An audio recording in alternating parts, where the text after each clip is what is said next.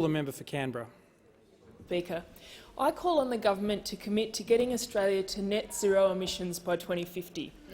The Prime Minister has said that he will not commit to that target if he can't tell the Australian people what it will cost. But what is blatantly clear to everyone except this government are the costs of inaction, Deputy Speaker.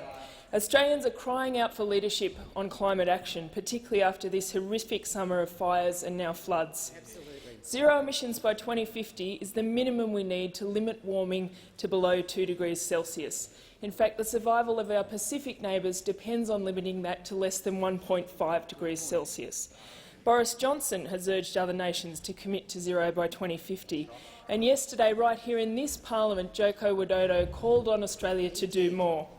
The fact is the government's own data shows that we are not on track to even meet the target of a reduction of 5% by 2020.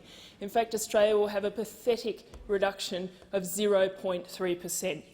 On this trajectory, it will take 230 years to get to zero. This government is deeply irresponsible to ignore this, and they also need to recognise the opportunities to come from investing in renewables.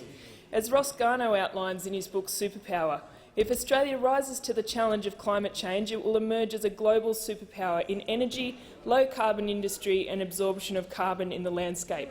I call on the government to stop ignoring the science, stop ignoring the global community and stop ignoring—